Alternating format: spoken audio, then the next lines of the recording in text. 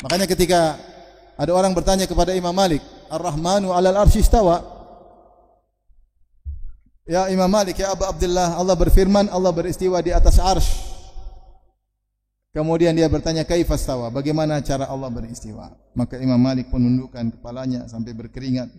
Kaget mendengar ada yang bertanya tentang bagaimana sifat Allah. Maka dia jawab, dia mengatakan, al-istiwa'u ma'lum. Istiwa telah diketahui maknanya, itu di atas. Wal imanu bihi wal kaifu majhul, dan bagaimana istiwanya Allah tidak ada yang tahu. Ibnu Sina sama dengan Aristoteles, sama dengan Plato, mengatakan Allah tidak tahu apa yang terjadi di sekitarnya tentang makhluk, dia tidak tahu. Dia cuma tahu ilmu global, disebut dengan ilmu kulli lal juz'i. Ilmu kulli itu maksudnya apa? Bahwasanya akibat datang setelah sebab, misalnya demikian. Bahwasanya anak adalah cabang daripada ayah, seperti itu. Bahwasanya dua lebih besar daripada satu. Ilmu seperti itu aja yang dia tahu. Tapi kalau anaknya siapa, bapaknya siapa, sebabnya apa, akibatnya apa, Allah tidak tahu. Makanya dia dikafirkan oleh Ghazali gara-gara ini. Kenapa? Melazimkan bahwasanya ini bertentangan dengan firman Allah, wa ma tasqutu mi waraqatin illa ya'lamuha. Tidak ada satu daun pun yang jatuh kecuali Allah tahu. Dia bilang Allah tidak tahu. Dan menunjukkan sapi lebih pintar daripada Allah, karena sapi kalau mau makan dia tahu mana makanan mau dia pilih, mana rumput kering, mana rumput basah. Allah tidak tahu mana rumput kering dan mana rumput basah. Allah cuma tahu sapi makan rumput. Ilmu global. Paham? Enggak paham, ya sudah, alhamdulillah. Jibril Radio 24 jam nonstop, dengerin kajian tanpa ribet.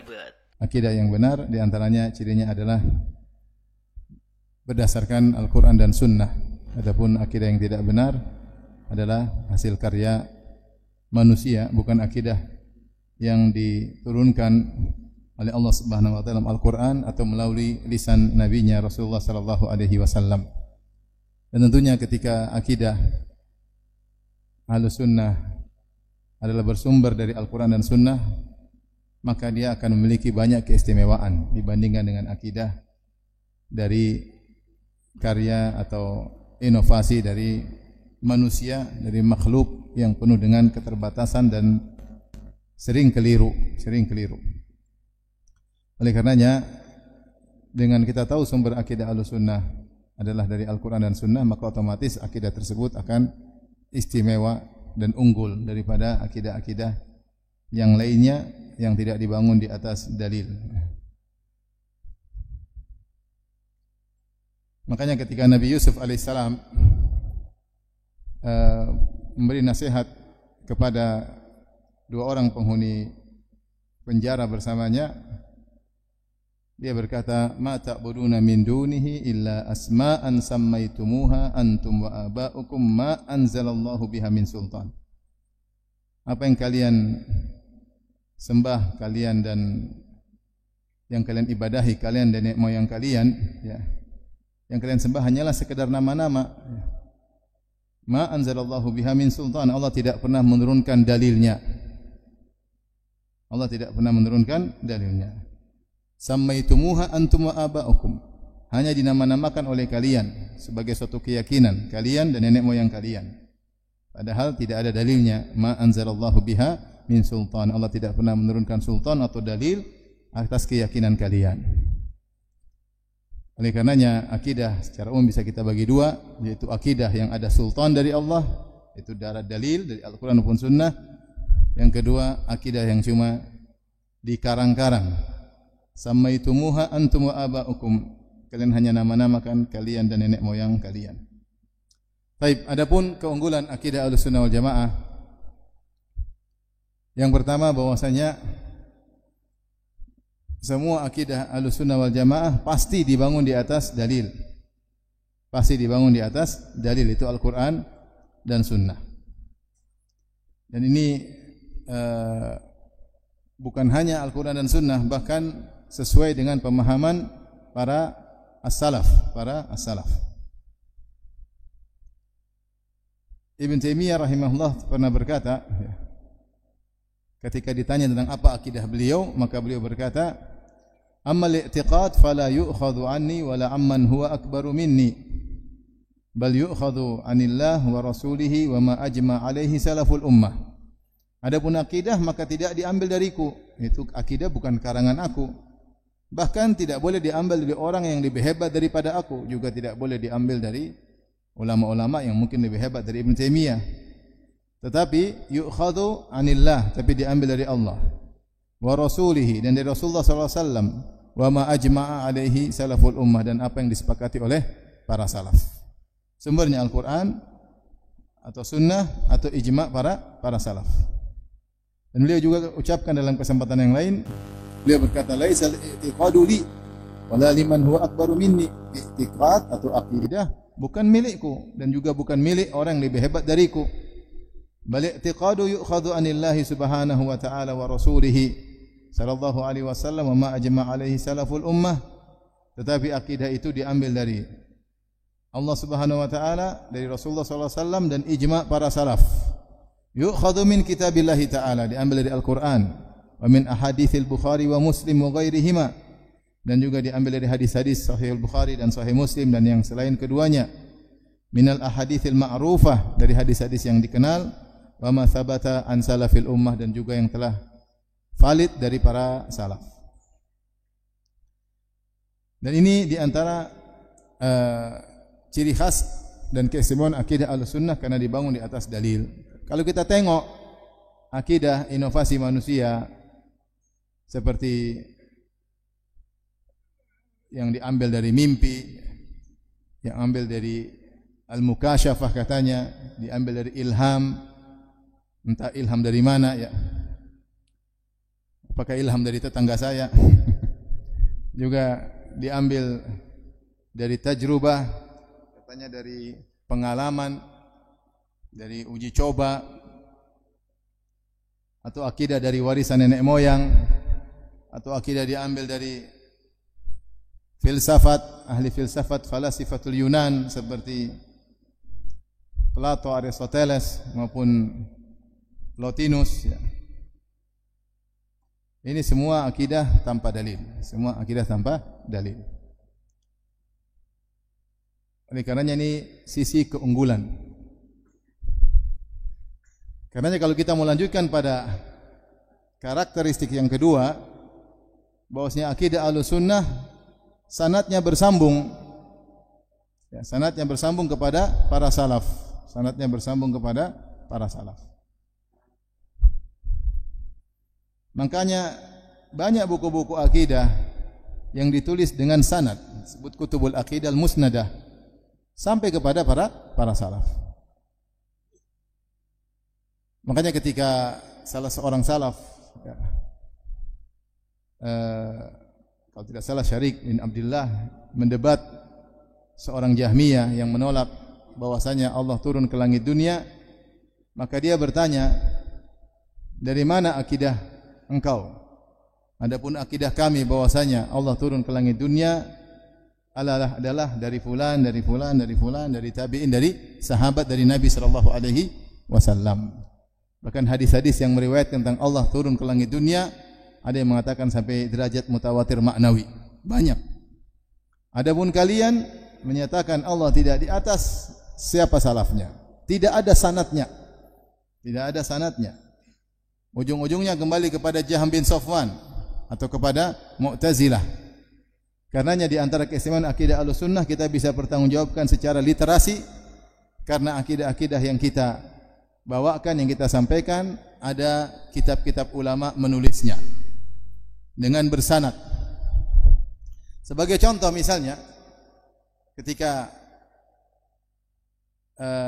pembahasan tentang Allah di atas, maka kalau kita kumpulkan dalil Al-Quran sangat banyak, dalil hadis juga sangat banyak, sangat banyak. Bahkan Ibnu Qayyim mengatakan bal alfani, ada 2000 dalil yang menunjukkan Allah di atas.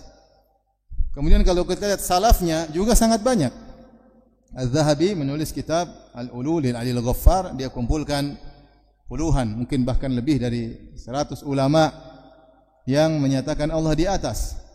Kemudian diikuti oleh Ibnu Qayyim atau sezaman dengan beliau dalam kitab Ijtima' Juyush Al-Islamiyah, juga menyebutkan banyak sekali salaf yang menyatakan Allah di atas. Sehingga kalau kita bertemu dengan Allah Subhanahu wa taala pada hari kiamat kelak, maka akidah kita unggul karena kita bisa bertanggungjawabkan. Al-Qur'annya ada, sunnahnya ada, salafnya ada. Belum nanti kalau kita bicara logis atau tidak logis.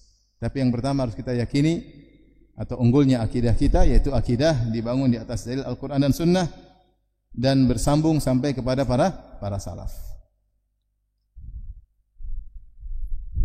Karenanya di antara keistimewaan juga akidah kita. Ini yang keberapa? Yang ketiga.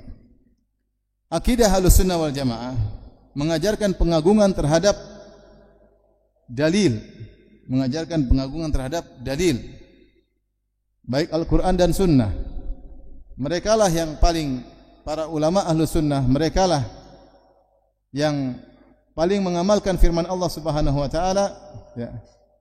Wa ma ikhtalaftum fihi min syai'in fa hukmuhu ila Allah. Kalian berselisih apapun maka hukumnya kepada Allah Subhanahu wa taala. Mereka yang paling mengamalkan firman Allah, fala wa rabbika la yu'minuna hatta yuhakkimuka fima shajara bainahum thumma la yajidu fi anfusihim haraja mimma qadaita wa yusallimu taslima. Demi Rabbmu, mereka tidaklah beriman sampai mereka menjadikan engkau wahai Rasulullah sebagai hakim atas apa yang mereka perselisihkan. Kemudian mereka tidak ada grundel sedikit pun dalam dada mereka atas apa yang kau putuskan, dan mereka benar-benar menerima. Mereka mengagungkan dalil. Dan mereka punya kaedah mendahulukan, ya, dalil di atas perkataan siapapun. Di atas perkataan siapapun.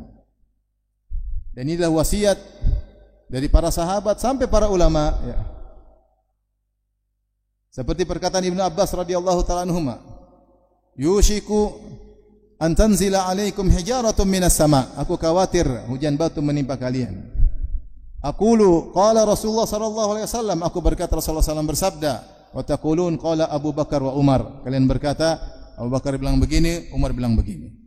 Sampai Ibnu Abbas marah ketika sabda Nabi sallallahu alaihi wasallam mau dipertentangkan dengan perkataan para sahabat. Mereka juga yang paling mengamalkan firman Allah Subhanahu wa taala, ya ayyuhalladzina amanu la tuqaddimu baina yadayillahi wa rasulih wattaqullaha innallaha samii'un alim. Wahai orang yang beriman, janganlah kalian mendahului perkataan Allah dan Rasulnya. Maka tidaklah mereka berkata, tidaklah mereka berbuat, tidaklah mereka berakidah kecuali mereka cek dulu dari Al-Quran dan Sunnah. Mereka tidak mau mendahului. Siapa yang paling mengamalkan ayat ini? Adalah orang-orang yang berakidah Ahlussunnah wal Jamaah. Berbeda dengan kelompok yang lain. Kalau bicara tentang akidah, kita sampaikan dalil, kata dia, tunggu dulu, saya timbang dulu dengan akal saya. Kita sampaikan dalil, tunggu dulu, apa kata kiai saya. Kita sampaikan dalil dari Al-Quran dan hadis, tunggu dulu apa yang telah dikatakan oleh para filsuf dan seterusnya. Berbeda dengan Ahlussunnah, mereka mendahulukan dalil daripada perkataan siapapun. Makanya itulah wasiat para a'immati al-madhab al-arba'ah, wasiatnya Abu Hanifah, Imam Malik, Imam Syafi'i dan Imam Ahmad. Apa kata Imam Malik? Kullun yu'khadhu min qawlihi wa yurad illa sahib hadzal qabr.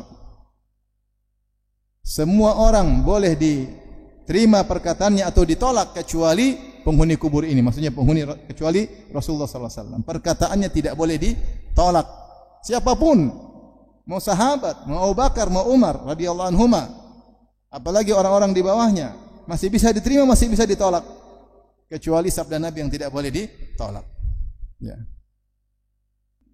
Al-Imam Syafi'i telah menyampaikan semua perkataannya yang menyelisihi sabda Nabi SAW, maka buanglah perkataannya. Dan itu wasiat para a'immah. Oleh karenanya di antara keunggulan akidah Ahlussunnah wal Jamaah yaitu mengagungkan dalil. Mengagungkan dalil Al-Quran dan Sunnah. Kalau kita lihat akidah yang lain, Seperti misalnya perkataan Ar-Razi dalam Al-Qanun Al-Kulli, maka dia bilang akidah atau dalil semuanya dhanniyud dalalah, semuanya dhanniyud dalalah, cuma dhon persangkaan. Sementara akal qat'iyud dalalah. Adapun akal pasti, ilmu pasti. Maka ketika ilmu pasti dihadapkan dengan ilmu persangkaan, maka harus didahulukan ilmu pasti. Maka dia membuat suatu namanya Al-Qanun, disebut undang-undang universal, bahwa setiap dalil yang menyelisih akal maka harus ditolak, entah ditakwil atau ditolak dengan berbagai macam alasan yang disebutkan oleh mereka. Nanti mungkin saya datang nukilannya saya sebutkan insyaallah taala. Ya. Baik. Oleh karenanya kalau kita lihat buku-buku akidah yang ditulis oleh para ulama dahulu, mereka sering menamakan buku akidah mereka dengan As-Sunnah. Dengan apa? As-Sunnah. As-Sunnah diitlaqkan banyak. Ada yang maksudkan sunnah, maksudnya sunnah Nabi sallallahu alaihi wasallam. Semua perkataan, perbuatan, ya, takrir, ya, dari Nabi sallallahu alaihi wasallam itu namanya sunnah Nabi sallallahu alaihi wasallam. Ya, seperti kita maknakan dengan hadis. Dan istilah mutaakhirin mengatakan sunnah maksudnya mustahab, dikerjakan dapat pahala, ditinggalkan tidak apa-apa. Ya. Tapi ketika kita lihat para ulama ketika menulis buku akidah dengan nama sunnah, maka maksud mereka akidah mereka dibangun di atas dalil, sehingga mereka menulis buku-buku akidah di tengah lagi maraknya ilmu kalam, ilmu mantik ketika itu. Banyak orang berbicara tentang Tuhan, tentang akidah tanpa Al-Quran dan Sunnah, tanpa dalil, yang disebut dengan ilmu kalam. Maka ketika itu para salaf kemudian menulis buku dengan menamakan buku-buku akidah mereka dengan As-Sunnah. Kenapa? Untuk menjelaskan bahwasanya semua akidah yang mereka tulis ada dalilnya, ada sunnahnya. Contoh buku apa? Usulus Sunnah, karya siapa? Al-Imam Ahmad. Antum kalau baca coba di buku Usulus Sunnah. Jangan berdebat dengan ahlul kalam. Harus beriman. Bantah semua yang orang-orang yang mendahulukan akal karena menolak hadis-hadis tentang sifatul kalam, tentang sifat ru'yah, tentang takdir yang mereka menurut mereka tidak masuk logika mereka, maka mereka tolak. Maka Imam Ahmad tulis buku Usulus Sunnah untuk menjelaskan bahwasanya akidah dibangun di atas Al-Quran dan di atas sunnah, tidak seperti akidah kalian yang dibangun di atas akal, wahai ahlul bidah. Kemudian buku-buku yang lain, ya.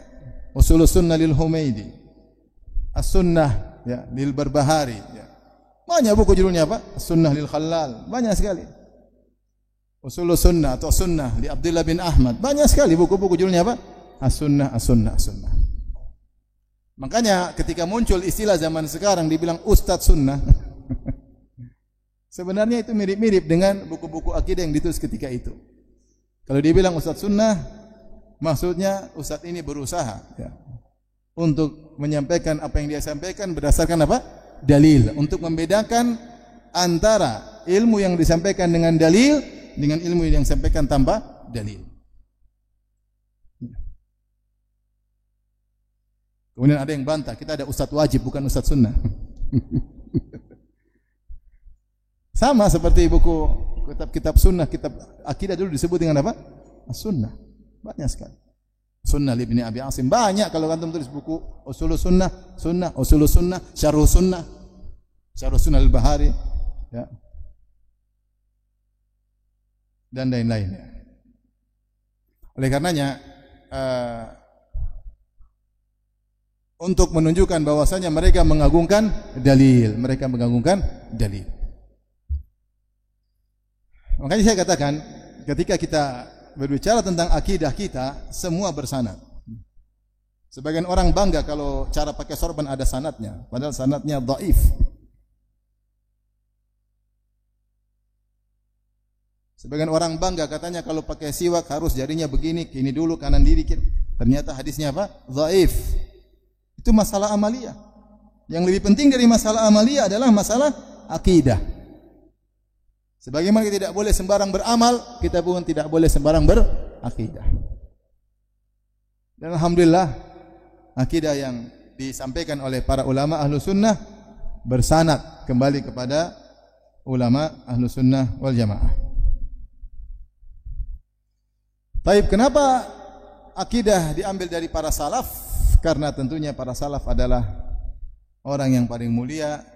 Mereka murid langsung Nabi SAW itu para sahabat atau orang yang zamannya sangat dekat dengan Nabi SAW, dan zaman mereka disebut dengan Al-Qurun Al-Mufaddalah, yang Nabi SAW telah merekomendasi zaman tersebut, zaman di mana ilmu Ahlussunnah mendominasi, yang Nabi SAW telah mengatakan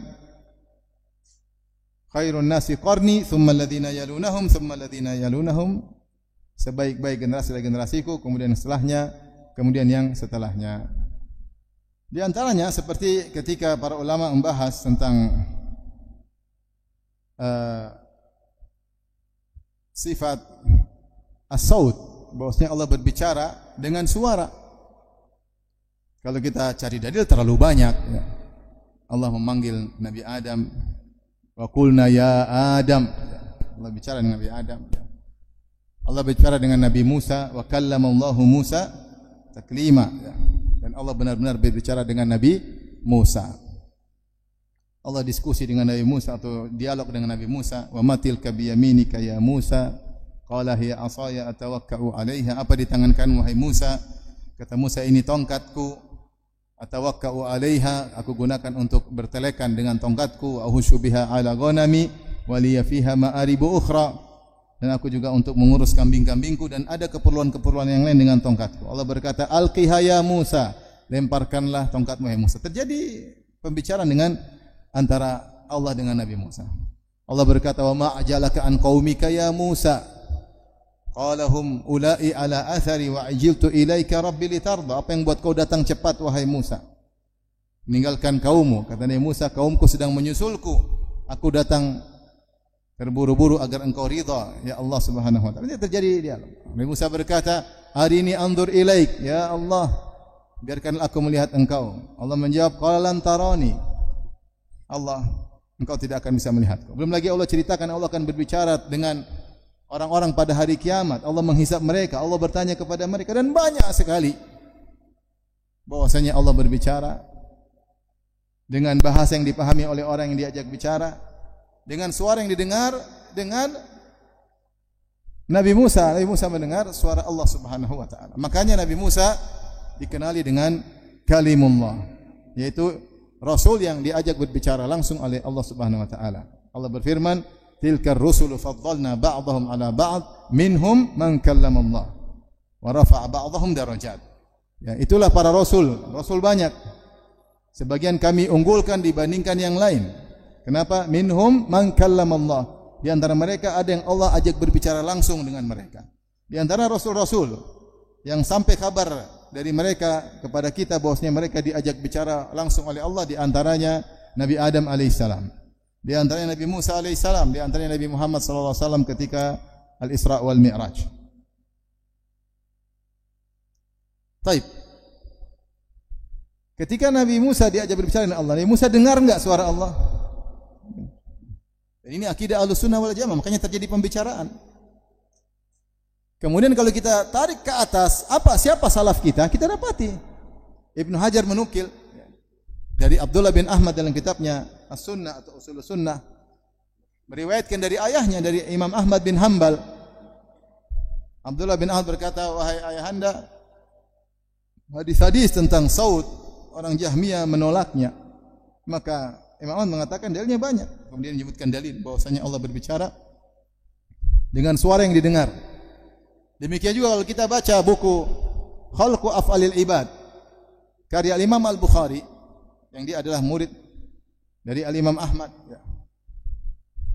Maka dia juga menyebutkan dalam Khalqu Af'alil Ibad tentang suara Allah Subhanahu wa taala. Kemudian dia menjelaskan bahwasanya suara Allah tidak sama dengan suara makhluk. Kemudian dia berdalil dengan dua hadis, ya. Di antaranya pada hari kiamat kelak maka Allah akan berbicara bisautin yasma'uhu man ba'ud kama yasma'uhu man qarub, dengan suara yang orang jauh maupun dekat dengar sama. Ini di antara karakteristik atau keistimewaan suara Allah jauh dekat dengarnya sama. Di antaranya berdalil dengan hadis tentang firman Allah ketika idza takallama Allahu bil wahyi darabatil malaikatu bi ajnihatiha khud'anan liqaulihi ka'annahu silsilatun ala safwanin yanfudhuhum dzalik. Imam Bukhari berdalil dengan hadis ini juga.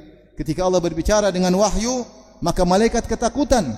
Mereka mendengar suara yang masuk dalam tubuh mereka, mereka tembus kepada mereka seakan-akan mereka mendengar seperti ada rantai yang ditarik di atas batu licin, itu sangat keras sehingga mereka pun pingsan. Sampai Allah berfirman hatta idza fuzzi'a an qulubihim, sampai ketika rasa takut dicabut dari dada mereka. Imam Bukhari mengatakan suara Allah tidak sama dengan suara makhluk. Malaikat berbicara di antara mereka tidak pingsan padahal mereka saling mendengar suara mereka. Tapi ketika mereka mendengar suara Allah mereka pingsan. Berarti Allah bersuara tapi suara tidak sama dengan suara manusia. Sebagaimana yang lain, kaidah mengatakan al-kalamu fi ba'dhi sifat kal kalam fi ba'dhil akhar. Pembahasan tentang suatu sifat sama dengan sifat-sifat yang lain. Sebagaimana Allah melihat tidak seperti kita melihat. Sebagaimana Allah mendengar tidak seperti kita mendengar. Kita punya ilmu enggak? Kita ada ilmu enggak? Ada. Allah punya ilmu enggak? Sama atau beda? Beda. Kita punya kekuatan enggak? Allah punya kekuatan, sama atau beda? Beda. Kita punya zat, kita berzat enggak? Allah punya zat enggak? Sama atau beda? Beda. Demikian juga Allah berbicara, kita berbicara.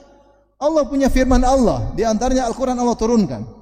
Mukjizat, tidak ada yang bisa mendatangkan semisalnya untuk membuktikan bahwasanya firman Allah tidak sama dengan perkataan manusia. Kita aja bisa bedakan kalau anak TK nulis disuruh buat pernyataan atau tulisan atau cerita, pasti dia mengatakan ini Ibu Budi. Tapi coba suruh anak mahasiswa suruh bikin tulisan, pasti indah atau tidak? Indah. Kita bisa bedakan anak SD dengan mahasiswa ketika menulis. Kita bisa bedakan antara orang baru bahasa Arab dengan ahli pujangga, tentu beda. Orang sekolah SD dengan profesor tentu beda. Demikian juga ketika kita bandingkan perkataan manusia dengan firman Allah tentu jauh berbeda. Mukjizat perkataan Allah Subhanahu wa taala. Makanya Allah tantang manusia untuk bisa mendatangkan seperti firman-Nya karena Al-Qur'an ini firman Allah. Demikian juga Allah ketika bersuara, suaranya tidak sama dengan suara manusia. Kenapa saya ingin sampaikan ini? Karena lagi ramai lagi. Ahlul bidah mengatakan Allah bicara tanpa suara. Kalau tanpa suara berarti Jibril tidak pernah mendengar suara Allah. Musa alaihissalam tidak pernah mendengar suara Allah. Isa alaihissalam tidak pernah mendengar suara Allah. Dan Allah tidak pernah berbicara dengan Al-Fatihah. Allah tidak pernah bicara dengan Al-Baqarah. Semua yang dituliskan dalam Al-Quran bukan firman Allah karena Allah tidak punya bahasa. Kata mereka demikian. Seperti perkataan orang-orang liberal. Allah tidak punya bahasa. Allah berbicara tanpa huruf dan tanpa suara. Terus kalau gitu Al-Quran ini hanyalah ungkapan dari bahasa jiwa Allah. Jadi Allah kalau berbicara dengan bahasa jiwa. Ini rumit ya maksud saya, tapi kalau kita mudah. Kan tanya orang satu Indonesia tanya, Al-Quran ini firman siapa? Kata dia firman siapa? Allah. Enggak ada yang bilang oh bukan. Al-Quran ini hanya ungkapan. Allah itu bahasanya di jiwanya. Terus ini adalah ungkapan dari bahasa jiwa Allah. Yang ngungkapin Rasulullah atau Jibril. Bingung enggak? Intinya di pembahasan banyak. Saya ingin menyampaikan satu poin. Ketika kita mengatakan Allah berbicara dengan suara, kita punya dalil dari Al-Quran. Sunnah salafnya ada. Imam Ahmad, Imam Bukhari. Selesai. Apa yang antum meragukan untuk menyampaikan hal tersebut? Selesai. Kalau saya meninggal, saya ditanya oleh Allah, saya punya dalil. Ya Allah, engkau berkata, engkau berbicara dengan Musa. Masa saya bilang enggak? Rasulullah mengabarkan malaikat ketika mendengar suaramu malaikat pingsan. Masa saya tolak sabda nabimu? Terus ulamamu Imam Ahmad mengatakan demikian, Imam Bukhari. Kemudian saya tolak. Terus saya mau ikut siapa kalau begitu? Saya tidak berani berspekulasi dalam masalah akidah. Mau ikut siapa kalau begitu? Sehingga di antara keistimewaan akidah Ahlussunnah adalah Al-Quran dan Sunnah para salaf. Sanadnya bersambung, ya, dan seterusnya. Baik.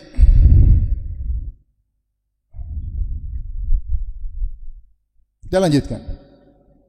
Di antara keistimewaan akidah Ahlussunnah wal Jamaah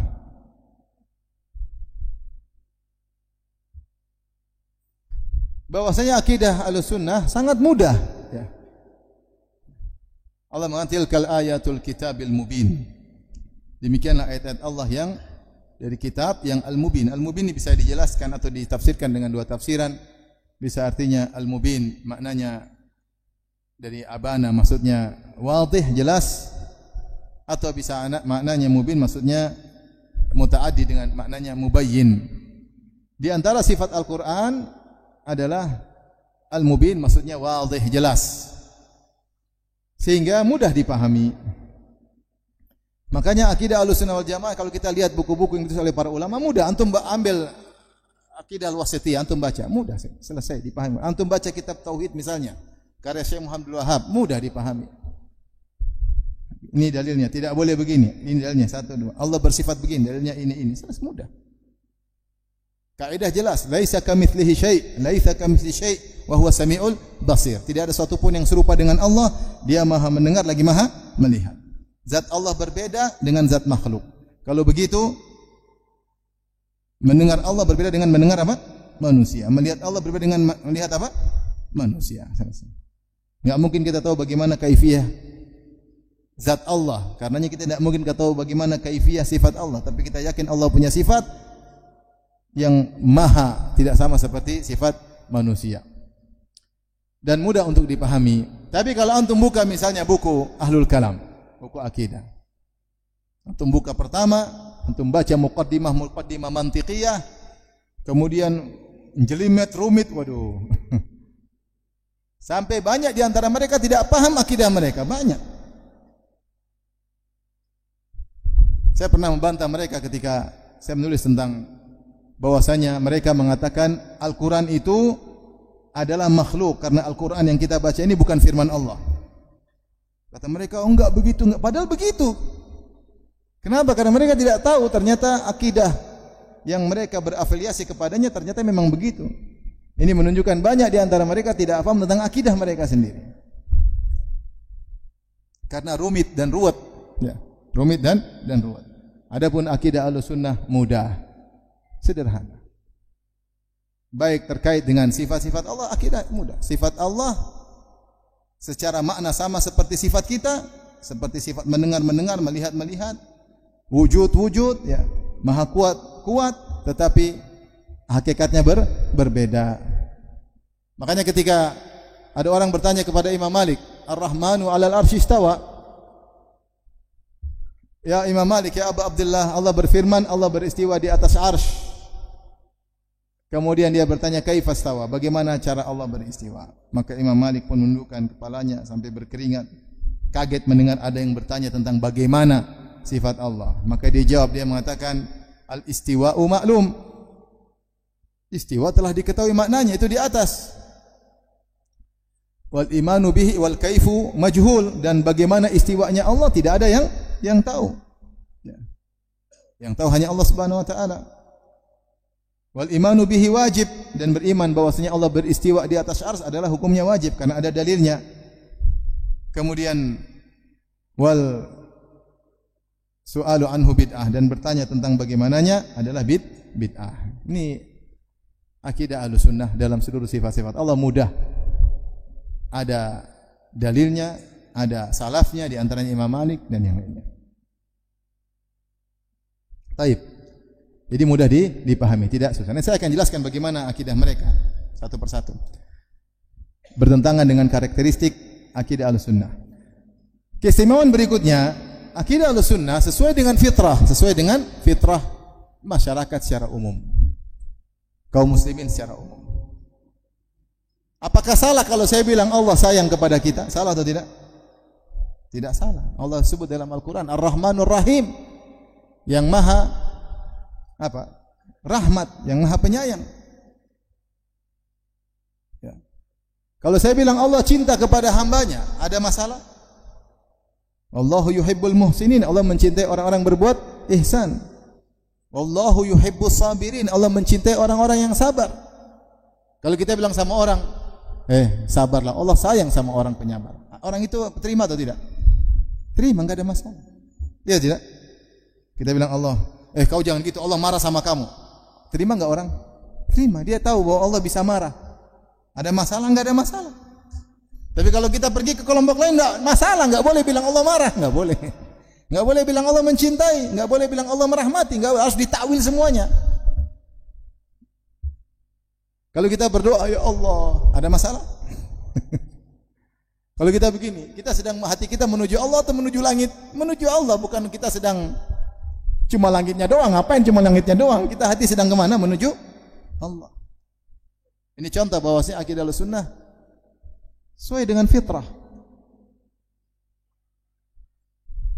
Banyak orang mengatakan ketika terjadi sesuatu dia mengatakan, oh yang di atas sudah menggariskan. Ibu saya yang enggak pernah ngaji bilang, ya kalau yang di atas sudah mentakdirkan ya selesai. Apa susahnya? Fitrah manusia. Fitrah manusia. Fitrah manusia. Mudah menerima dan mereka tidak tolak. Akidah Allah di atas semua orang. Ketika orang cerita tentang Isra Mi'raj, ada kiai mungkin bikin acara Isra Mi'raj, kemudian cerita Rasulullah naik ke atas ketemu Allah. Masyarakat ada yang menolak? Enggak ada, ya biasa aja. Ke atas ketemu Allah, bicara Allah selesai bawa perintah salat 5 waktu. Ada yang protes? Enggak ada. Sekarang ada yang bilang, "Oh, di atas enggak ada Allah." Nabi tidak ketemu Allah. Siapa yang bilang Nabi ketemu Allah? Subhanallah, bikin bingung orang. Kalau ada orang ini firman Allah, jangan kau remehkan. Ada yang protes? Enggak ada. Ternyata ada akidah mengatakan Al-Quran bukan firman Allah. Jadi saya bilang akidah kita itu mudah, ya, tidak sulit, tidak dibangun dengan ilmu filsafat, ilmu kalam. Orang baca, orang pintar, orang mungkin orang awam juga bisa paham, tidak sulit-sulit, mudah. Ya. Kemudian sesuai dengan fitrah manusia, sesuai dengan fitrah manusia. Ya. Kalau saya bilang sama antum, api membakar kertas. Kalau kita nyalakan ada api kompor, kita kasih kertas, kertasnya terbakar. Kita bilang api bakar kertas. Ada masalah? Enggak ada kan? Memang benar api yang bakar. Kata mereka enggak, api enggak bisa bakar. Kata. Yang bilang api bisa membakar cuma 2, kafir atau mubtadi'. Ngeri juga ini. Nah, semua saya ada nukilannya. Mau saya ikhwan, akidah Ahlussunnah itu mudah, dalilnya ada, sanadnya jelas, logis, dan tidak bertentangan, tidak bertentangan. Di antara karakteristik atau keistimewaan akidah Ahlussunnah, akidah Ahlussunnah wal Jamaah dibangun di atas seluruh dalil secara komprehensif. Jadi dalil semua dikumpulkan, kemudian dianalisa, kemudian dikompromikan, kemudian muncullah akidah. Jadi para ulama dahulu menilai dalil dulu baru berakidah, bukan punya akidah dulu baru cari dalil. Nanti kita akan dapati bahwasanya berikutnya akidah Ahlussunnah wal Jamaah adalah akidah yang dibangun di atas mengkompromikan seluruh dalil. Mereka tidak melihat dalil sebagian dan meninggalkan sebagian yang lain. Oleh karena kita dapati Ahlussunnah adalah wasat, tengah di antara ahlul bidah. Sebagaimana dikatakan Islam adalah tengah di antara al-Islam, di antara adyan. Ahlul Islam wasatun baina ahlil milal, bahwasanya Islam itu tengah di antara agama-agama yang lain, maka dikatakan Ahlus Sunnah juga tengah di antara firqah-firqah yang lainnya. Kenapa bisa tengah? Karena Ahlus Sunnah mengambil seluruh dalil, kemudian mengkompromikannya, kemudian ada akidah yang dibangun di atas seluruh dalil. Sebenarnya Ahlul Bidah mereka hanya lihat sepotong dalil, kemudian mereka menolak dalil yang lain. Kalau mereka mengambil yang sebelah sini mungkin terlalu kencang, mereka ngambil sebelah sini terlalu lemah. Ahlus Sunnah mengkompromikan. Makanya dikatakan Ahlus Sunnah antara Mu'awwilah dengan Musyabbihah. Ahlus Sunnah di antara Mu'tazilah dengan Murji'ah misalnya. Ahlus Sunnah berada di antara Syiah dan Nawasib, dan demikian. Ya. Ahlus Sunnah tengah karena dia melihat dalil secara keseluruhan, kemudian dia mengkompromikan dalil, tidak ada satu dalil pun yang ditolak. Taib ini mungkin beberapa keunggulan akidah Ahlussunnah, tentunya masih banyak, cuma ini secara garis besarnya. Kemudian saya akan bandingkan dengan yang lainnya. Coba diulangi apa saja keutamaan, keistimewaan akidah Ahlussunnah. Ada yang bisa baca? Silakan. Yang pertama, mengajarkan pengukuhan terhadap dalil Al-Quran maupun Sunnah. Yang kedua,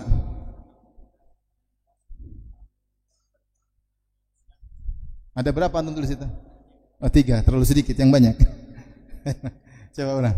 Itu kesimpulan dan kesimpulan. Kesimpulan mukhtasarat. Kesimpulan dari kesimpulan. Saya mau yang sudah kesimpulan dulu. Silakan. Yang pertama, semua akidah Ahlussunnah pasti dibangun di atas dalil. Yang kedua, akidah Ahlussunnah pasti punya sanad sampai kepada salaf. Yang ketiga, akidah Ahlussunnah mengajarkan pengagungan terhadap dalil, mendahulukan dalil dari perkataan siapapun, ya.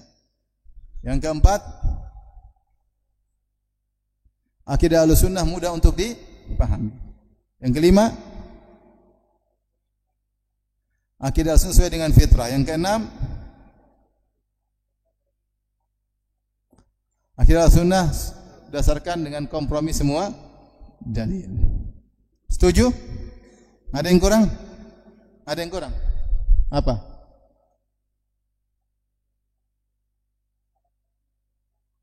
Ayat penjelasan, mendukung tapi sama aja sebenarnya. Baik, ini hadiah ya. Bukan dari saya, dari panitia. Baik. Jadi kita sudah tahu karakteristik akidah Ahlussunnah wal Jamaah. Sederhananya tadi kesimpulannya 3 tadi. Apa saja?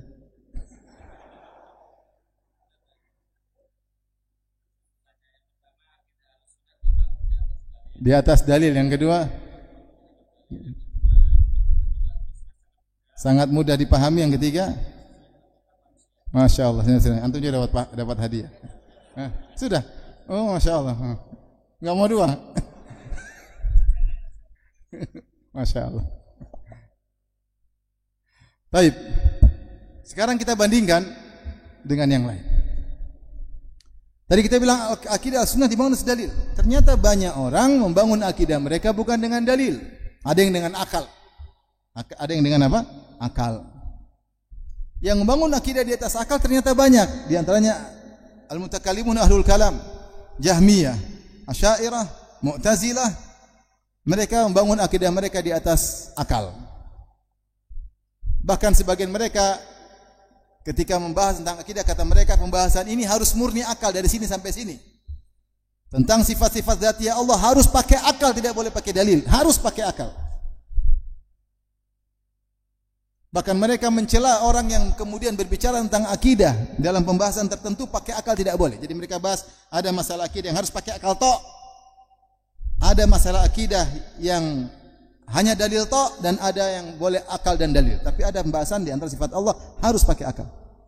Saya tidak akan bahas ini terlalu panjang lebar, tapi ini dinyatakan oleh mereka. Makanya mereka mencela.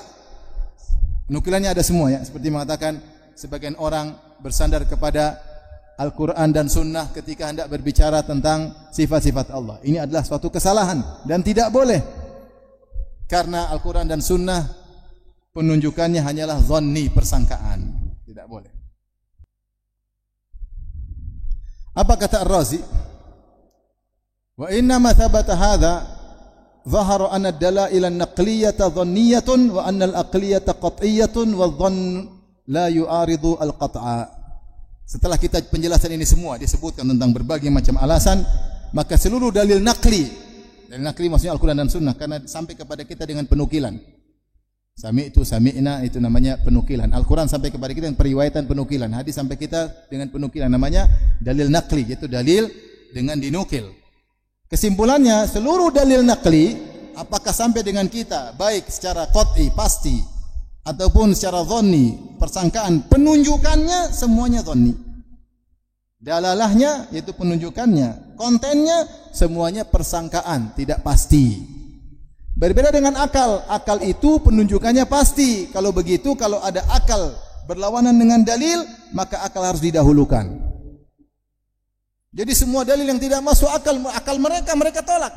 Allah bicara pakai suara, enggak masuk akal, tolak. Allah bicara pakai huruf alif lam mim dzalikal kitabul ditolak, tidak masuk akal. Mereka tolak. Allah menyayangi, enggak masuk akal. Sayang itu seperti manusia. Terus apa? Harus ditakwil dengan iradah, berkehendak kebaikan. Kalau sayang enggak ada. Cinta apalagi? Masa Allah cinta? Tidak masuk akal. Semua ditolak. Allah di atas enggak masuk akal lagi. Terus di bawah enggak masuk akal. Di atas dan di bawah tidak masuk akal. Terus yang mana yang benar? Tidak di atas, tidak di bawah. Itu yang masuk akal. Baik, Allah di luar alam tidak bisa, tidak masuk akal. Allah dalam alam tidak masuk akal. Allah di luar makhluknya tidak masuk akal. Allah dalam makhluknya tidak masuk. Terus bagaimana masuk akal kamu? Allah tidak di luar alam dan tidak di dalam alam. Jadi mereka punya syarat Tuhan. Syarat Tuhan harus begini, harus statis, harus begini. Dari mana mereka dapatkan syarat ini? Mereka ambil dari Aristoteles dan Plato. Sampai menakjubkan dalam kitab Asasut Taqdis. Saya nukil semua dalam syarah Aqidah Wasithiyah. Ketika Razi menyebutkan dalil banyak sekali yang menunjukkan Allah di atas, dia takwil semuanya. Gini maksudnya begini, gini maksudnya begini, gini ditakwil semua. Oh bukan begitu, bukan begitu, bukan begitu. Puluhan dalil dia takwil. Kemudian dia tutup dengan perkataan Aristoteles. Karena sulit, karena bahkan dia bantah dalil fitrah. Bukankah fitrah manusia Allah di atas, dia bantah. Dalil akal dia bantah, dalil fitrah dia bantah. Terus dia nukil perkataan Aristoteles di akhir pembahasan. Dia nukil perkataan Aristoteles. Man arada an yadkhul fil ma'arifil ilahiyah falyastahdits li nafsihi fitratan ukhra. Siapa yang ingin masuk dalam urusan teologi, maka dia harus bikin fitrah yang baru. Jangan ikut fitrahnya yang ada sekarang. Mengerikan. Jadi kalau sudah qala Allah wa qala Rasul, kalah dengan qala Aristoteles. Ini kenyataan. Tapi Razi di akhir-akhir dia mulai berubah dan akhirnya dan subhanallah di akhir kitab yang dia tulis, yaitu kitab Al-Matalibul Aliyah, saya nukil dalam syarah Aqidah Wasithiyah. Bagaimana dia kemudian menetapkan di akhir kitab tersebut bahwasanya siapapun firqah pasti harus menetapkan Allah punya sifat ikhtiyariyah. Dia bahas tentang sifat kalam, kemudian sifat ikhtiyariyah, dan dia membantah pemikiran Asy'ariyah di akhir kitabnya Al-Matalibul Aliyah. Tapi buku-bukunya yang lain semuanya dia mentakwil sifat-sifat Allah Subhanahu wa taala. Berkata juga Razi dalam Nihayatul Uqul, dia berkata, "Fa kharaja mimma dzakarnahu", maka kesimpulan dari dalil argumentasi yang kami sebutkan, anna dalalatan naqliyah la yajuz tamassuku biha fil masail ilmiyah. Maka penunjukan dalil nakli Al-Quran dan Sunnah tidak boleh jadikan pegangan dalam urusan akidah, enggak boleh. Justru kita ini sebaliknya, urusan akidah kita tinggal terima karena akal kita enggak sampai, ya tidak. Kalau masalah fikih kita masih bisa mikir. Kalau sudah akidah, Allah bilang Allah begini, begini, di alam kubur begini, hari kiamat begini, begini, sudah kita tinggal terima, akal kita enggak sampai. Karena kita kalau untuk memikirkan bagaimananya Allah, kita harus tahu bagaimana zat Allah. Saya kasih contoh lah. Ada yang bisa kita pikirkan, ada yang enggak bisa kita pikirkan. Allah dalam Al-Quran menyebutkan tentang sifat istiwa buat Allah 7 kali. Buat makhluk Allah juga sebut banyak istiwanya makhluk. Yang makhluk kita bisa mikir. Contoh, Allah bilang istiwanya manusia di atas kapal. Allah berkata tentang Nabi Nuh, "Fa idza stawaita anta wa man ma'aka 'alal fulki faqulil hamdulillah." Jika kau wahai Nuh bersama pengikutmu sudah beristiwa di atas kapal, maka ucapkan alhamdulillah. Saya tanya sama antum, Nuh beristiwa di atas kapal. Sifat istiwa. Kita bisa bayangkan enggak? Nuh antum bisa tahu enggak? Nuh antum tidak pernah lihat, tapi Nuh jenis manusia seperti kita. Kita bisa kira-kira Nuh seperti kapalnya Nabi Nuh juga mirip dengan kapal kita. Wa hamalnahu ala dzati alwahin wa dusur. Kami angkat Nabi Nuh, angkut Nabi Nuh di atas kapal sederhana yang terdiri di atas dari papan-papan yang dipaku sederhana. Ketika Allah mengatakan ada Nabi Nuh beristiwa di atas permukaan kapal, kita bisa bayangkan ya kira-kira kalau kita lagi duduk di atas kapal kira-kira begitu, iya enggak? Boleh dibayangkan? Boleh, karena Nuh sejenis dengan kita dan kapal Nabi Nuh sejenis dengan kapal kita. Bisa dibayangkan? Bisa. Kita bisa tahu yang di atas bagaimana, yang di bawah bagaimana. Ketika dikatakan atas istiwa di bawah dengan yang di bawah kita bisa paham. Taib, Allah mengatakan juga bagaimana manusia beristiwa di atas tunggangan. Litastawu ala zuhurihi, agar kalian beristiwa di atas tunggangan. Bisa dipahami enggak bagaimana istiwa di atas manusia di atas tunggangan? Kita bisa bayangkan. Kalau manusia di atas kuda, oh kayak begini.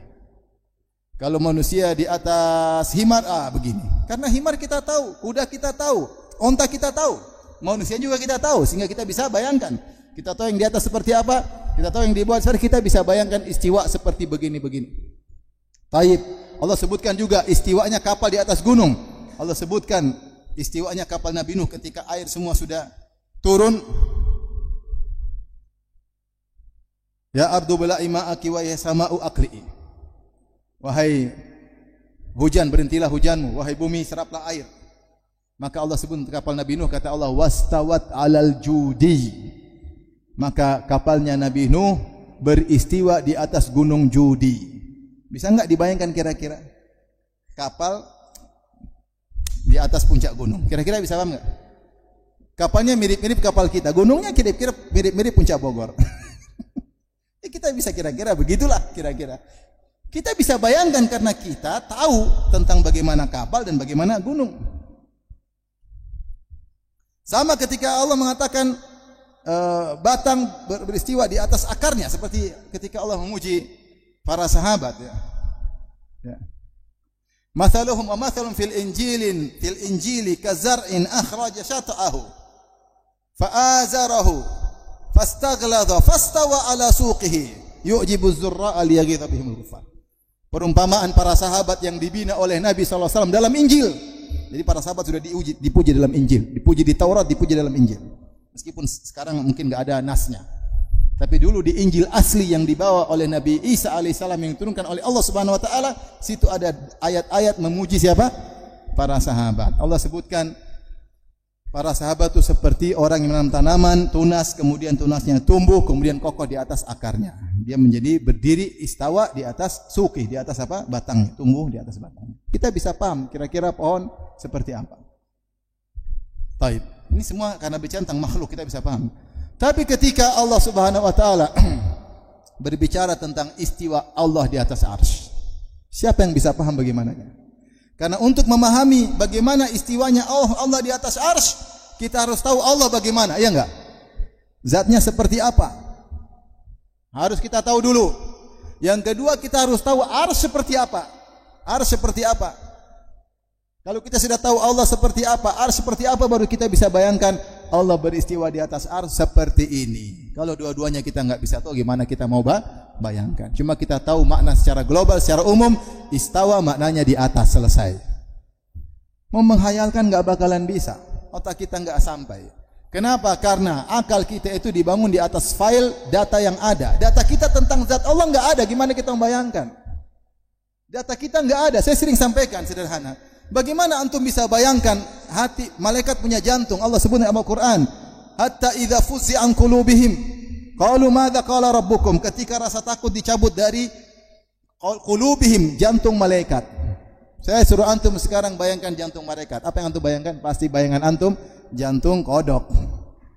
Jantung kita.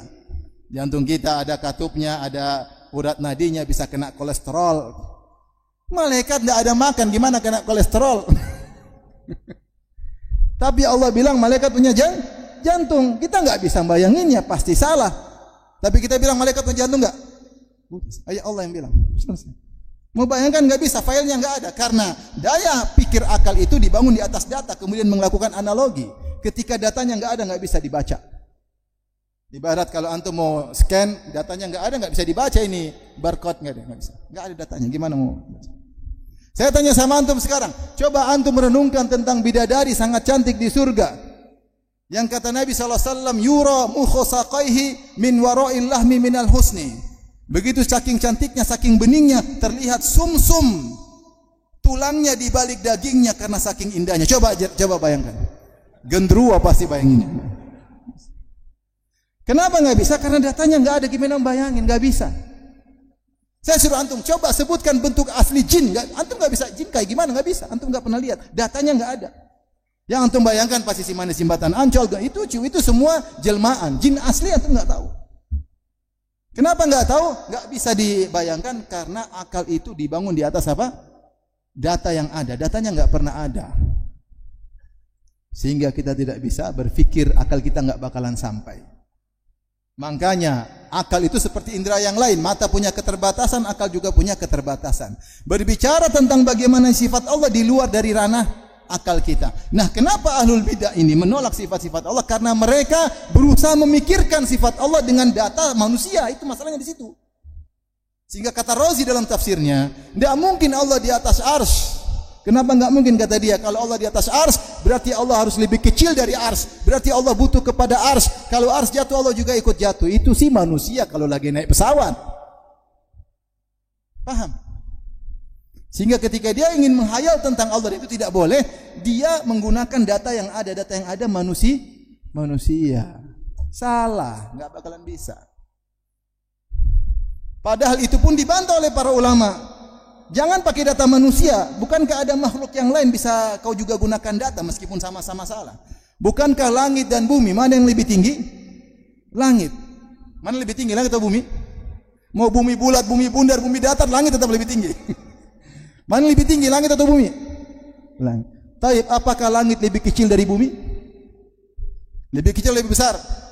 Lebih besar. Berarti tidak semua yang di atas lebih kecil dari yang di bawah dong. Ya. Paham?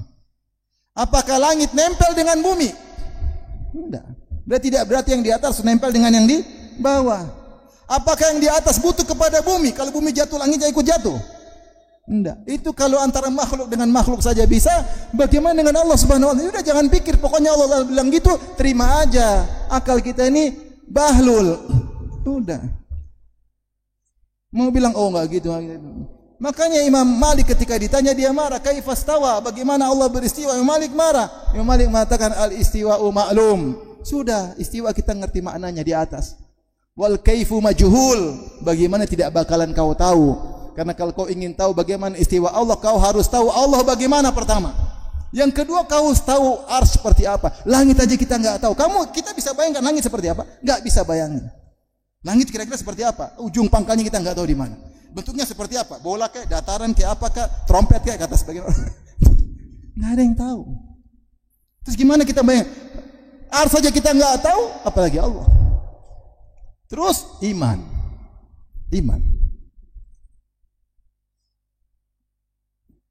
Justru saya katakan masalah urusan gaib maka harusnya kita terima. Dan akibatnya apa? Ketika mereka menggunakan akal untuk menolak sifat-sifat Allah, akhirnya ada yang lebih parah dari mereka. Saya contohkan siapa? Ibnu Sina. Ibnu Sina dalam kitabnya Risalah Al-Atuhiyah, dia mengatakan manusia tidak mungkin dibangkitkan secara jasad. Kenapa? Tidak masuk akal. Akal dia tidak terima. Saya kasih syubhatnya. Mau dengar syubhatnya Ibnu Sina? Pokoknya saya tidak mau sebut, antum nanti kita syubhat, saya khawatir. Intinya dia bilang tidak mungkin manusia dibangkitkan dengan jasad, tidak mungkin. Terus yang mungkin dengan ruh. Ketika dibantah, ini kan masalah gaib. Masalah hari kiamat semuanya bisa saja di luar daripada akal kita. Bukannya tidak mungkin, semuanya mungkin. Maka Ibnu Sina bantah, dia mengatakan apa? Kalian mentakwil sifat-sifat Allah, kalian katakan tidak mungkin. Padahal Allah lebih gaib daripada manusia dibangkitkan pada hari kiamat. Mana yang lebih gaib? Manusia mati dibangkitkan lebih gaib atau tentang Allah? Kalau manusia kita masih bisa lihat. Kita masih bisa ngira-ngira bagaimana kebangkitan. Masih bisa ngira-ngira karena manusianya kita tahu. Mana lebih gaib, Allah atau manusia? Allah. Yang lebih gaib saja yang harusnya akal tidak masuk, bukan ranahnya. Kalian berani masuk dan kalian berani takwil, apalagi cuma masalah hari kebangkitan. Jadi Ibnu Sina ini benar-benar komitmen dengan akalnya. Sifat dia tolak, hari kebangkitan dia tolak. Dia top komitmen dalam kesesatannya. Dia tolak. Kenapa tidak masuk akal? Ibnu Sina juga mengikuti Plato dan Aristoteles yang menolak sifat ilmu Allah. Saya mau kasih syubhat sama antum, enggak usah lah. Intinya saya ingin sampaikan kalau pakai akal ilmu ditolak. Kata mereka, Allah tidak mengetahui detail, Allah hanya tahu secara global. Global itu maksudnya hukum-hukum sebab akibat. Allah hanya tahu anak itu berasal dari ayah dan ibu. Tapi anak yang mana, ayah mana Allah enggak tahu. Allah enggak tahu, kita enggak tahu detail. Kenapa? Karena kita berubah-ubah. Intinya saya enggak mau sampaikan syubhat. Nanti antum kena syubhat. Karena untuk batas syubhat ini butuh majelis yang banyak. Makanya saya enggak mau sampaikan syubhat. Saya ingin sampaikan kesimpulan aja. Ibnu Sina sama dengan Aristoteles, sama dengan Plato, mengatakan Allah tidak tahu apa yang terjadi di sekitarnya tentang makhluk, dia tidak tahu. Dia cuma tahu ilmu global, disebut dengan ilmu kulli lal juz'i. Ilmu kulli itu maksudnya apa? Bahwasanya akibat datang setelah sebab, misalnya demikian. Bahwasanya anak adalah cabang daripada ayah, seperti itu. Bahwasanya dua lebih besar daripada satu. Ilmu seperti itu aja yang dia tahu. Tapi kalau anaknya siapa, bapaknya siapa, sebabnya apa, akibatnya apa, Allah tidak tahu. Makanya dia dikafirkan oleh Ghazali gara-gara ini. Kenapa? Melazimkan bahwasanya ini bertentangan dengan firman Allah, "Wa ma tasqutu min waraqatin illa ya'lamuha." Tidak ada satu daun pun yang jatuh kecuali Allah tahu. Dia bilang Allah tidak tahu. Dan menunjukkan sapi lebih pintar daripada Allah, karena sapi kalau mau makan dia tahu mana makanan mau dia pilih, mana rumput kering, mana rumput basah. Allah tidak tahu mana rumput kering dan mana rumput basah. Allah cuma tahu sapi makan rumput. Ilmu global, paham? Enggak paham, ya sudah, alhamdulillah. Baik, saya bacakan lagi perkataan Al-Amidi, juga tokoh Asy'ari dalam kitab Abkarul Abkar. Dia berkata, "Wa mastarwaha ba'dul ashabi fi ithbati sama' wal basar lillah ila dhawahira waridatin fil kutubi wa fil kitabi wa sunnah." Kemudian dia berkata, "Wa hiya ghairu mufidatin lil yaqin." Dan apa sebagian orang nyaman ketika berdalil untuk menetapkan sifat mendengar dan melihat. Di antara masalah akidah yang tidak boleh pakai dalil dengan sifat Allah yang 7. Mereka tidak boleh sifat mendengar, kuat, ilmu itu tidak boleh pakai dalil. Yang mulai boleh setelah kalam baru boleh pakai dalil. Ini disebut oleh Al-Juwayni. Saya nukil dalam syarah akidah wasithiyah. Bagaimana mereka membagi masalah akidah? Ada tidak harus pakai akal, pakai dalil enggak boleh. Ada yang pakai dalil enggak boleh pakai akal. Ada yang boleh pakai dalil dan akal. Di antara masalah akidah yang tidak boleh pakai dalil adalah masalah sifat-sifat zatiyah Allah Subhanahu. Makanya dia Amidi protes. Dia mengatakan sebagian teman-teman kita nyaman ketika berbicara tentang sifat mendengar dan sifat melihat pakai dalil yang zahir yang datang dalam Al-Quran dan Sunnah. Padahal dalil dalam Al-Quran dan Sunnah tidak memberikan keyakinan, hanya persangkaan. Wala khurujalah anidzan, dan tidak mungkin dari Al-Quran dan Sunnah bisa keluar dari perangkap persangkaan. Tidak mungkin jadi yakin, tidak mungkin. Wa takhmin, dan hanya persangkaan kira-kira. Wa tamassuk bima hadza sya'nuhu fi itsbati sifatin nafsiyah wa ma yutlabu fihi al-yaqin mumtani', dan berdalil dengan dalil-dalil Al-Quran dan Sunnah dalam permasalahan sifat-sifat dzatiyah yang dibutuhkan keyakinan dilarang. Ini semua filsafat, racun filsafat masuk. Ingat ya, saya nukil ya, saya bukan ngomong sembarangan. Saya ngomong dengan bukti dari buku mereka. Taib, kita katakan, kalau mereka mengatakan, saya setuju dengan kalian wahai ahlul kalam. Kalian tidak mau pakai Al-Quran dan Sunnah karena menurut kalian semua Al-Quran dan Sunnah itu semuanya dhanni dalalahnya. Tidak ada yang pasti. Yang ilmu pasti akal kalian. Jadi menurut mereka akal mereka itu seperti 1 tambah 1 sama dengan 2, pasti, ilmu pasti. Al-Quran dan Sunnah bukan ilmu pasti. Taib, kalau begitu, kalau kalian berdalil dengan akal siapa yang kalian mau pakai? Bukankah akal banyak? Al-uqul mutafawitah. Akalku beda dengan akal dia berbeda dengan akal yang lain. Akal siapa yang kalian mau pakai jadi pegangan? Kalau seandainya al-uqulu wahidah, kalau seluruhnya akal manusia satu model, bolehlah kita jadikan pegangan kalau memang harus. Tapi ternyata akal berbeda-beda. Apa yang menurut kamu masuk akal tidak masuk akal menurut saya. Apa yang menurut saya tidak masuk akal menurut kamu masuk akal.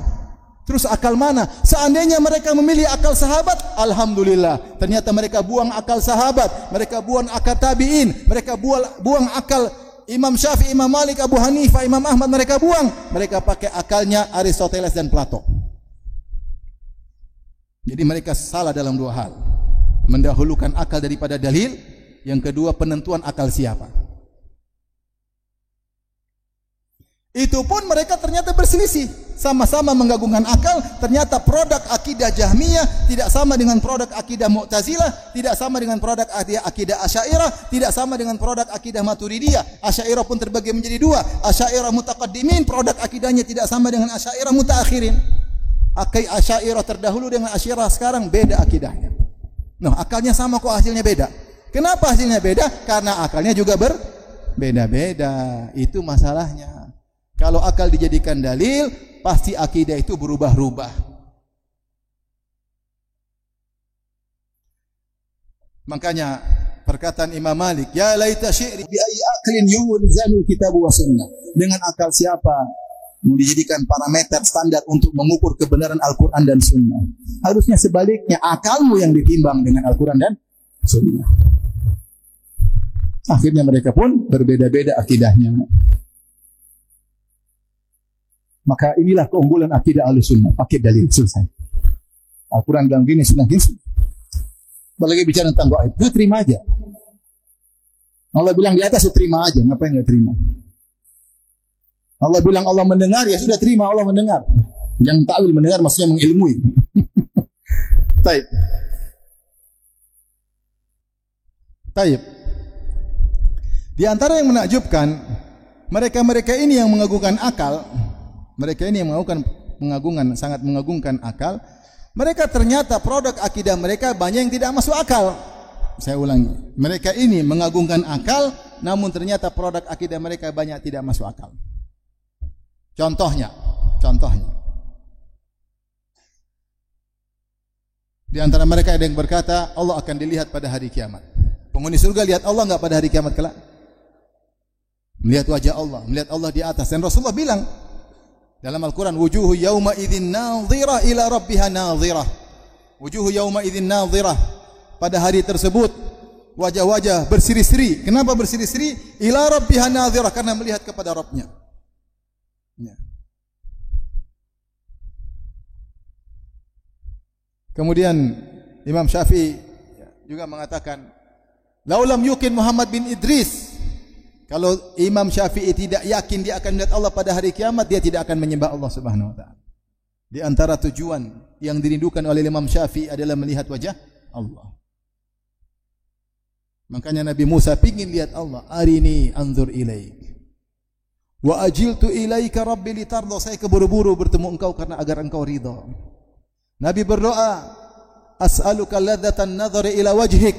Aku mohon kelezatan memandang wajahmu. Wasyauqa ila liqa'ik, dan kerinduan untuk bertemu denganmu. Baik, keyakinan akidah Ahlussunnah. Al-Quran ada, dalilnya mutawatir, diriwayatkan dari 25 sahabat lebih.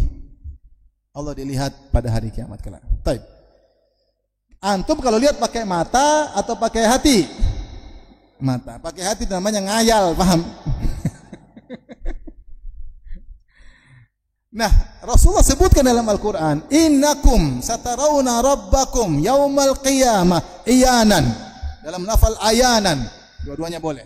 Kalau iyanan maksudnya dari wazal fi'alan, yaitu mufa'alatan, seperti jihad, mujahadah, yaitu kalian akan melihat Allah dengan mata kalian, berhadapan-hadapan dengan Allah Subhanahu wa taala. Atau dengan dipermudah dibaca ayanan juga boleh dalam bahasa Arab. Kama tarawnal qamara lailatal badri, sebagaimana kalian melihat rembulan di malam bulan purnama. La tudamuna fi ru'yatihi, kalian tidak akan berdesak-desakan ketika melihat rembulan tersebut. Kapan kita berdesak-desakan? Kalau yang dilihat di bawah. Kita ada yang tinggi, duduk sedikit. Kalau yang dilihat di bawah, kalau yang dilihat di atas, perlu desak-desakan enggak? Enggak perlu, selesai. Nabi mengatakan kalian lihat Allah seperti lihat rembulan. Yang Nabi samakan cara melihat. Bukan rembulan disamakan dengan siapa? Allah. Paham tidak? Jadi mengatakan kalian melihat Allah sebagaimana kalian melihat rembulan. Selesai. Jadi lihat Allah ke atas, selesai. Nah, orang-orang Asy'ariyah bingung. Mereka bilang Allah tidak boleh dibilang di atas. Sampai di antara mereka di YouTube mengatakan, siapa yang bilang Allah di atas? Kafir. Subhanallah, ngeri. Ngeri. Padahal kalau antum lihat di YouTube banyak sekali, terserah yang di atas, yang menentukan yang di atas. Tapi banyak orang semua bilang di atas. Sampai yang bilang gitu juga bilang wal huwal aliyul azim. Di ceramah dia bilang, dan Allah maha tinggi lagi maha agung. Sampai ada guru yang mengingkari Allah di atas. Dia debat sama murid-muridnya.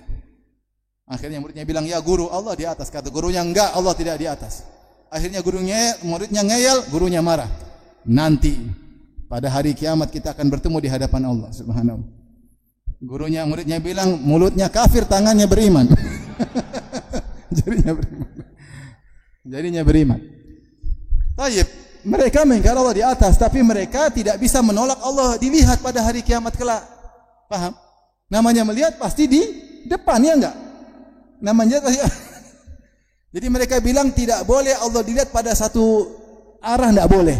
Akhirnya mereka mengatakan Allah dilihat tanpa berhadapan. Itu bagaimana kira-kira?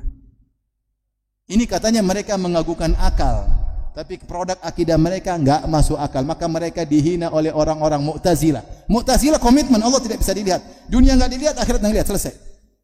Makanya Zamakhsyari mencela Asy'ariyah dengan mengatakan ya seperti himar. Mereka seperti apa? Himar. La jama'atun sawmu anfusahum bisunnatin. Ada sekelompok jamaah menamakan diri mereka ahlu sunnah padahal mereka himar.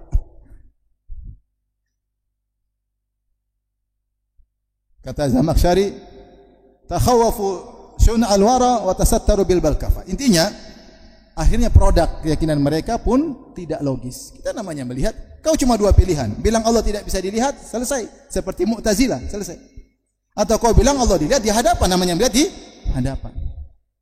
Ada yang mereka mengatakan sama seperti kita dalam mimpi lagi. Itu namanya bukan melihat, itu namanya sedang menghayal. Beda melihat. Melihat dia pakai meripat. Jadi mengatakan Allah dilihat tapi tanpa diarah, tanpa berhadapan, masuk akal atau tidak? Tidak masuk. Adapun bagaimananya Allah kita enggak tahu, tapi kita sedang berbicara bukan kaifiyahnya Allah, kaifiyahnya kita melihat yang sedang dibicarakan. Antum juga bilang bila kaif, enggak, bila kaif kita tentang sifat Allah, kita tidak tahu bagaimananya. Tapi yang sedang dibicarakan tentang melihat adalah caramu melihat. Katanya kamu melihat tanpa berhadapan, nah itu enggak masuk akal. Ini contoh.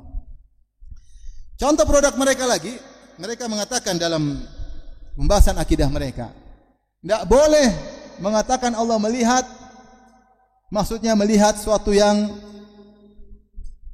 mubsarat, yang terlihat. Jadi kalau mereka mengatakan Allah memiliki sifat melihat, bukan seperti kita yang kita yakini. Kalau kita kan namanya melihat, saya melihat tiang, saya melihat, itu kan melihat seperti itu. Dan kita yakin Allah Maha melihat, Allah Maha melihat. Tidak ada yang tersembunyikan oleh Allah. Bayang kecil pun Allah bisa lihat, dalam kegelapan pun Allah bisa lihat, di balik tembok pun Allah bisa, semua terlihat. Yang maksudnya melihat. Kata mereka, melihat, mendengar enggak boleh. Enggak boleh mendengar suara, enggak boleh. Akhirnya mereka menafsirkan melihat dengan al-ilmu bil mubsarat. Melihat maksudnya adalah berilmu tentang yang terlihat. Ilmu doang, bukan melihat. Karena menurut mereka sifat melihat tidak masuk akal. Mendengar tidak boleh mendengar karena Allah tidak bisa mendengar.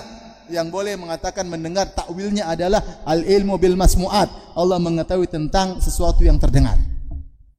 Sehingga menurut mereka al-basar, al-absar dan as-sama' maknanya adalah melihat dan mendengar sama dengan berilmu. Hanya saja objeknya berbeda. Objeknya berbeda. Dikatakan ilmu tentang pendengar yang terdengar namanya mendengar. Ilmu tentang yang terdengar namanya mendengar. Ilmu tentang suara namanya mendengar. Ilmu tentang pemandangan namanya melihat. Tapi bukan melihat seperti yang kita yakini. Coba orang awam kira-kira paham enggak? Bingung. Sampai di antara mereka ada yang ngeyel. Karena mendengar maknanya adalah mengilmui tentang yang terdengar, tentang suara. Dan melihat maknanya ilmu tentang pemandangan, maka sebenarnya mendengar dan melihat sama saja, sama-sama ilmu. Maka boleh kita berkata tentang Allah, sungguhnya Allah sedang mendengar pemandangan dan sedang melihat suara. Tambah bingung lagi.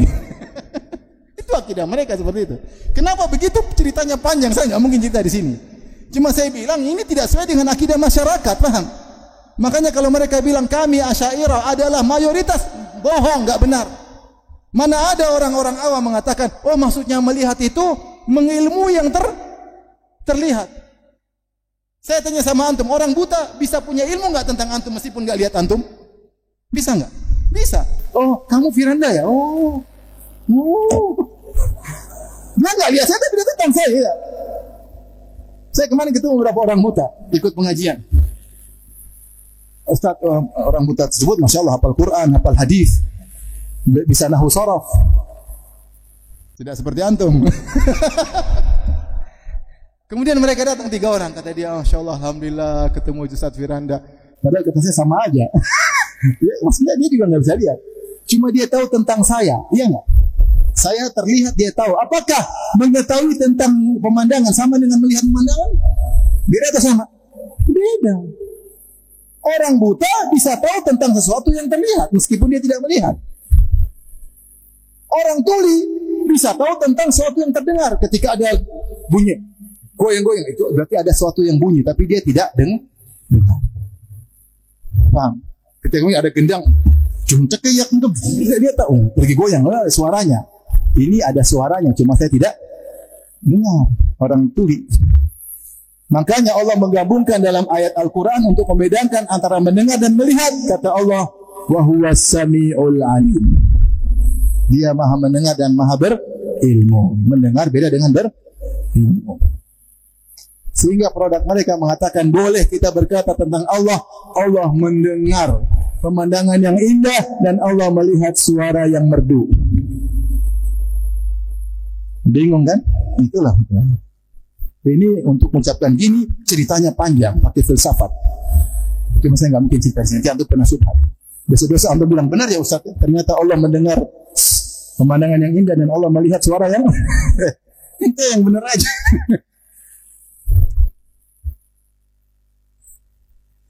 Di antara produk akidah mereka, mereka mengatakan Allah tidak boleh berbuat karena kehendak, nggak boleh punya tujuan. Karena saya bilang karena nanti antum kena syubhat.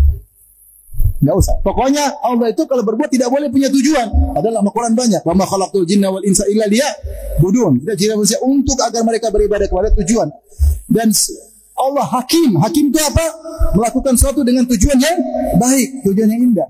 Allah berfirman, Allahul ladzi khalaqa sab'a samawati wa minal ardi mithlahunna yatanazzalul amru bainahunna lita'lamu anna Allah ala kulli syai'in qadir. Dialah Allah telah menciptakan langit 7 lapis dan bumi juga yang semisalnya. Yatanazzalul amru bainahunna, turunlah perintah Allah di antara langit dan bumi. Buat apa? Allah ciptakan langit dan bumi. Langit 7 lapis, bumi pun demikian. Buat apa? Lita'lamu, agar kalian tahu. Anna Allah ala kulli syai'in qadir. Bahwasanya Allah Maha Kuasa segala sesuatu. Wa anna Allah qad ahata bi kulli syai'in ilma. Dan ilmu Allah meliputi segala sesuatu. Kata mereka enggak boleh bilang Allah melakukan sesuatu karena ada tujuan. Siapa yang bilang Allah melakukan sesuatu karena punya tujuan, berarti Allah belum sempurna. Kenapa belum sempurna? Syubhat. Kita tahu Allah Maha Hikmah. Kita sering bilang, oh Allah begini, mungkin tujuannya begini. Kita kan sering kira-kira gitu. Pasti ada hikmah, Allah punya keinginan seperti ini. Enggak boleh bilang Allah pingin, Allah ingin, enggak boleh. Enggak punya tujuan, enggak boleh. Sehingga mereka min nufatil hikmah, mereka tolak sifat hikmah. Logis atau tidak ini? Mana yang lebih baik? 2 orang, satu berbuat dengan tujuan yang baik, satu berbuat tanpa tujuan. Mana yang lebih baik? Yang dengan tujuan. Apa bedanya orang gila berbuat sesuatu tanpa tujuan? Apa bedanya orang linglung, enggak tahu apa yang dia kerjakan? Itu namanya linglung. Mereka ingin memuliakan Allah dengan mengatakan Allah berbuat tanpa tujuan, akhirnya mereka menyamakan Allah seperti orang linglung yang berbuat sesuatu tanpa tahu apa maksud dia melakukan perbuatan tersebut. Taib ikhwan.